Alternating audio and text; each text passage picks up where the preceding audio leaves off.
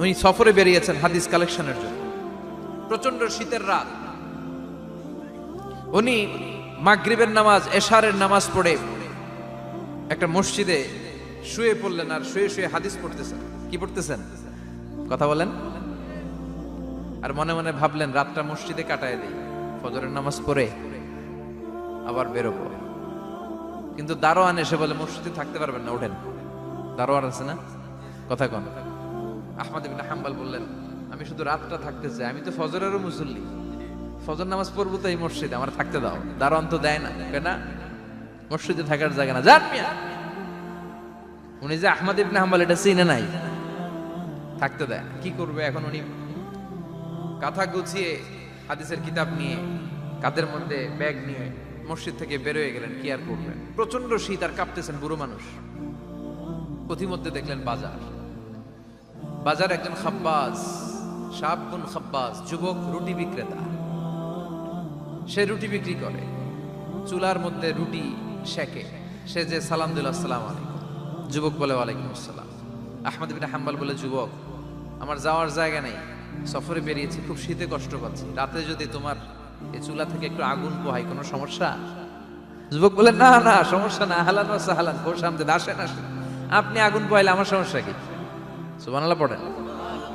আল্লাহ শুকরিয়া করে উনি বসলেন আর আগুন পোহাচ্ছেন। আর খেয়াল করলেন যুবক রুটি বানায় আর পরে আস্তাগফিরুল্লাহ, রুটির দলা বানায় পরে আস্তাগফিরুল্লাহ, খামির বানায় আর পরে আস্তাগফিরুল্লাহ, রুটি নিয়ে উনুনের ভিতরে চুলার ভিতরে সেকা দেয় আর পরে আস্তাগফিরুল্লাহ। দোকানদারের কাছে কেউ আসলেই সে রুটি দেয় আর পরে আস্তাগফিরুল্লাহ। ক্রেতার কাছ থেকে টাকা নিয়ে ক্যাশ বক্সে রাখে আর কি পড়ে, আবার রুটি বানানো শুরু করে আর কি পড়ে, খালি এইটাই পড়তেছে। ইমাম আহমদ ইবনে হাম্বল তো আবার কিরে, এটা আবার কেমন যুবক, খালি আস্তাগফিরুল্লাহ। উনি প্রশ্ন করলেন যুবক ঘটনা কি? আসার পর থেকেই তোমার দেখতেছি তুমি রুটি বানাও, রুটি বিক্রি করো আর পড়ো আস্তাগফিরুল্লাহ, মালাকা ইয়া শাবাব। যুবক বলে আস্তাগফিরুল্লাহ আমার সবচেয়ে বেশি পছন্দের আমল, আমি সব সময় আঠার মতো ইস্তেগফারের সাথে লেগে থাকি আর সব সময় পড়তে থাকি আস্তাগফিরুল্লাহ, আর এর বদৌলতে আল্লাহ আমারে মুস্তাজাবুদ দাওয়া বানিয়ে দিয়েছে। আহমদ ইবনে হাম্বল তো অবাক, আনতা মুস্তাজাবুদ দাওয়া,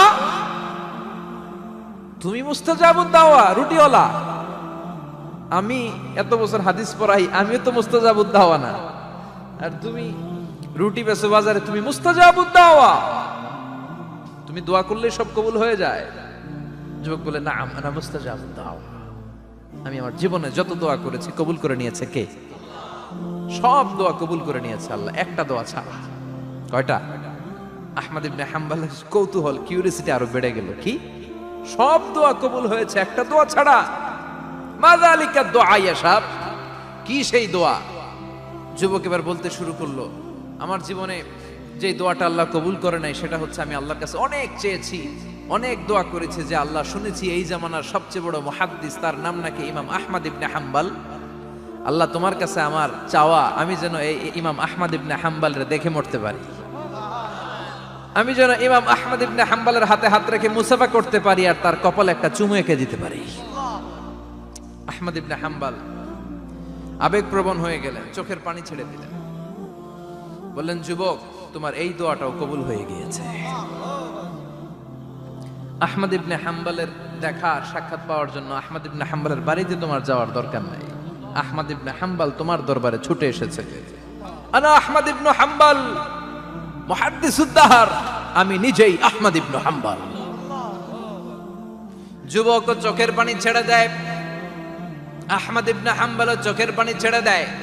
যুবক চিৎকার মেরে ইমাম আহমদ ইবনে হাম্বলকে জড়িয়ে ধরে, হাতে হাত রেখে মুসাফা করে, কপালের মধ্যে চুমু খায় আর আল্লাহর শুকরিয়া করে বলে ও ইমাম, আসলে এই দোয়াটাও আল্লাহ আজকে কবুল করে নিল। বিশ্বাস হয় সবসময় ইস্তেগফার করলে আপনার দোয়াগুলোর এইভাবে কবুল করে নিবে কে? এই পাঁচটা জিনিস পাবেন সবসময় যদি ইস্তেগফারের সাথে লেগে থাকেন। রাজি আছেন তো? এজন্য বিশ্বনবী সব সময় নামাজে সালাম ফিরানোর পরে পড়তেন আস্তাগফিরুল্লাহ। কি পড়তেন? 3 বার পড়তেন আস্তাগফিরুল্লাহ, আস্তাগফিরুল্লাহ, আস্তাগফিরুল্লাহ। পড়তে রাজি আছেন? ইস্তেগফারের অনেকগুলো আলফাজ আছে, সবচেয়ে ছোট ইস্তেগফার হচ্ছে এটা, আস্তাগফিরুল্লাহ, আস্তাগফিরুল্লাহ।